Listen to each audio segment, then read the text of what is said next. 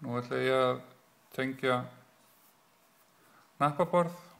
Þetta hnappaborð kostar $2.60 á DX, sem náttúrulega bara mjög lítið. Hér ég búin að tengja það.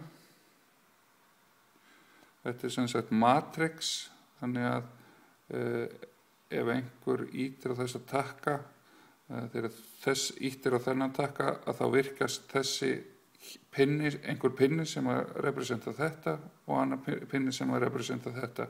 Þannig að kveiknar á þessum tveimur. En málið er að þessi pinnar, þessi númer eru kannski ekki alveg eins á öllum hnappaspjöldum.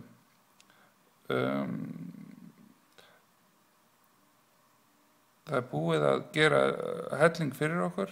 Það er búið að búið til library.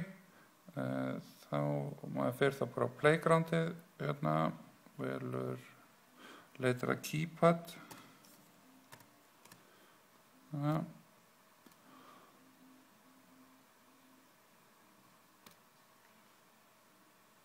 Hér er það.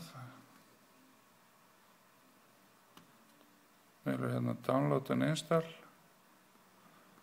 Maður downloada því hérna og niður í Arduino libraries möppuna. Ég er búinn að því, þannig að ég er búinn að downloada því og installa því, þannig að nú get ég valið example frá því og það er hérna í keypad.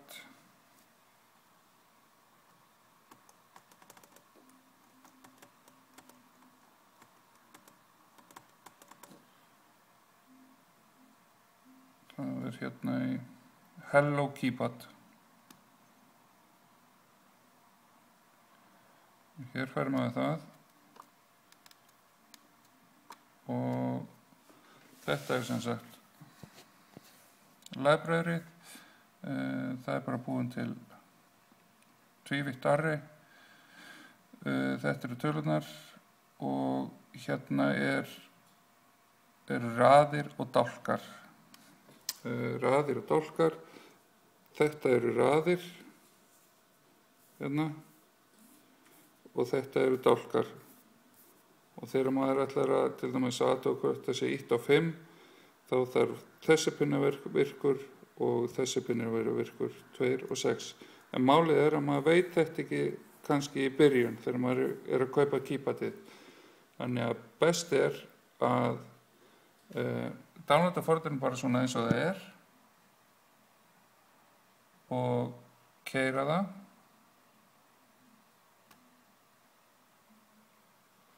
Svo er það komið í gang. Og þá kveiknar svona serial port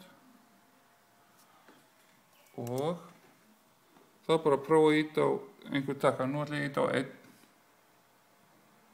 Og þá kemur 4 sem að þýðir að þetta er eitthvað vitlaust tengt, en ég veit allavega að þessi 1, hann kom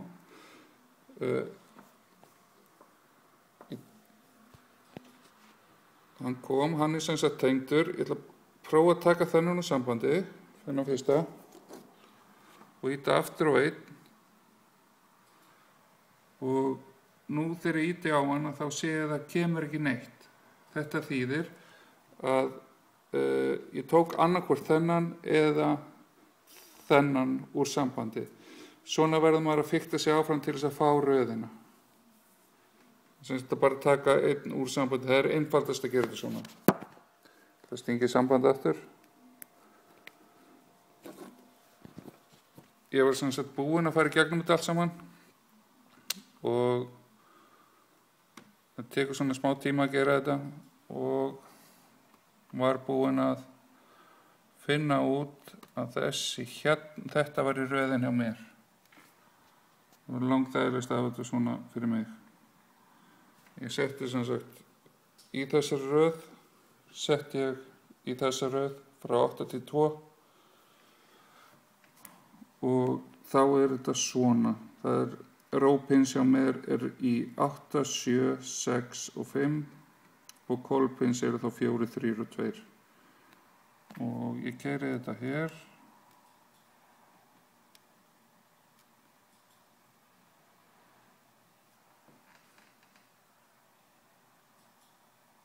Hann búinn að upplata þessu.